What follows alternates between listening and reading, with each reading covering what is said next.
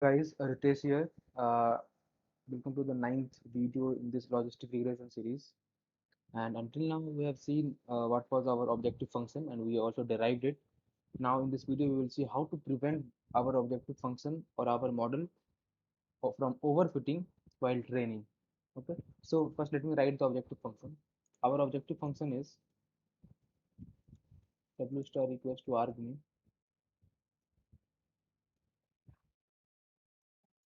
summation I equals to 1 to n log of 1 plus e to the power minus zi, where zi equals to yi multiplied by w transpose xn. This is our whole term. Okay. Now let's see what is the maximum value. Sorry, what is the minimum value that this can take? Log. Since this is 1 year, this will not change. Only this value is changing inside the log. So first see what is the minimum value that this particular thing can take. Okay. So this is e to the power minus zi. First, let's draw the graph of e to the power minus x. The graph of e to the power minus x looks like this. Okay, it looks like this. Right? It will touch zero at infinite. This is 2, and this is plus infinity. So this graph will touch this axis at plus infinity, which means that it's a very large value. Okay, very large value. Not only very large, this might never touch also. This will touch at plus infinity. That's why we are saying for any large value, this is 1 to the power e to the power of x. So once this x is getting very large, then this value will become very large, and 1 upon that will become very small, but that will not become 0 at any point of time. Okay, so we can safely assume that at very large value, the point or the value of y, this is y, no, y equals e to the power minus zi. This is y axis, this is x axis, or this is, make it z. It's a minus 2. After minus 2, this almost touches 0 for practical purpose. So what happens is, we know that this value can never be negative. We know that this value can never be negative. Since this value can never be negative, the whole value will always be greater than this this this whole thing. This whole term will always be greater than 1. Sorry, will always be greater than 1. This whole term. Since this whole term is always greater than 1, this whole log term will be always greater than 0, because we know that the graph of log is like this, and this point is 1. At x equals to 1, log is 0, but since we know that this value will always be greater than 1, then log cannot be 0. So this will always be greater than equals to 0, and the value can be very small. It can lie here. So now we have understood that this value will tend to 0, but this will not be exactly 0. So now let's see when this value will tend to 0. So what will happen is, the this value e to the power minus zi, this value will tend to 0 only when zi will tend to plus infinity. Now zi is equals to w transpose xi. Now if this value will tend to plus infinity, then only zi can tend to plus infinity. Now x is not changing, only w is changing. In our equation we can see that we are optimizing w. Since we are optimizing w and we want that this value to be very large, then it may happen that sometimes the values that we have in whole of the w, the value that we have in w, for some of the wi's, some of the wi's, I can be 0 1, I can be from 1 to n, since we are operating on n dimensional data. So for some of the wi's, the value of w can become or can tend to plus infinity, which means the value can take very large values. W can take very large values in some of the cases, because our function our function is in such a way that we want to minimize. See, our function is argmin I equals to 1 to n. This is log of 1 plus e to the power minus of zi. See, we want this to be as small as possible, because if it is almost 0, then this whole term is log of 1, which will be 0, and hence this value will be minimum.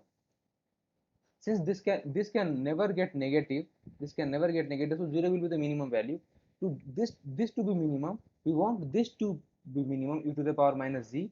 For e to the power minus z, zi should be maximum, that is, this should be very large. And to zi to be very large, we want w transpose xi to be very large. And we know that w transpose xi is w1 into x1 plus w2 into x2, and so on, wn into xn. So each individual term should be very large, then only we can get this then only we can get the value of this to be very large. So because of this constraint, we can have in some cases wi taking very large value, and this is the problem with this formulation. And at some times our model can learn, or our model can learn the parameters or learn the patterns of the data so finely that our model may overfit on the training data, and then while we run the model in the test data, our model may not perform that well. So we have to prevent this overfitting. So how to prevent this overfitting? To prevent this overfitting, we use regularization. What we do in this is, since we have our equation as argmin w star summation I equals to 1 to n. Okay, summation is I equals to 1 to n, and we have our log 1 plus exp, or e to the power, or exp minus zi, you can write. And what we do is we add one more term, that is lambda, and we make it w transpose w. These are the weights. Now let me explain why we are adding this. See, w is the weight vector, so w transpose w will be w1 square plus w2 square plus w3 square, and so on until wn square. So first let me show you how this is coming. See, this is w transpose, that is w1, w2 until wn, and this is simply w, which is w1, w2, and so on wn. Now when we will multiply this, we will take a dot product, then each element will be multiplied to each element, like this. So this will be w1 square plus w2 square, and so on wn square. Now when we add this square term of all the weights to this loss term, what will happen is, if any of the w's of the weight vector is taking a very large value, then the square of that term will be even more larger, and that will be added here. So if that is added here, our whole loss term will never be minimum. In that, therefore, our algorithm will automatically reject those hyperplanes for which our w is taking some of the w is taking very large value. So this is the main point that I wanted to make. We have to add the regularization term. So there are two types of regularization. So this is L2 regularization, where we add lambda w transpose w, and this is the hyperparameter. This is a hyperparameter, and we take various values of lambda, and we check for which value of lambda our model is performing best, and then we select that lambda. So we will see all these kind of things, how to do hyperparameter tuning in our practical sessions when we will do. So this is L2 regularization, and one is L1 regularization. What we do is we simply do like this. So we will simply take mod of w, that is w1 plus w2 plus w3, and so on till wn.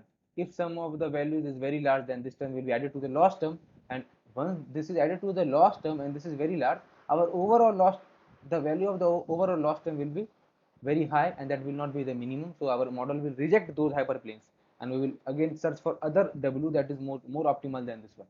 So this is how we prevent our model from overfitting. So now I will see you in the next videos, where we will code logistic regression in Python, and I will in Python.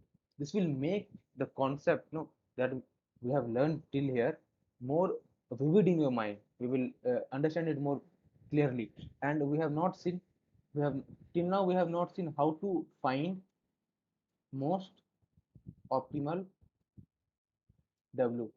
See, we have seen the formulation, but we have not seen how actually W is getting updated and how we are finding the optimal W. We will see this in our coming videos. And first, I will teach you, or first I will explain to you that how to find the optimal W and what is the equation of finding the optimal W, and then we will code it in Python. So, thanks for watching this video. I will see you in the next video. Thank you.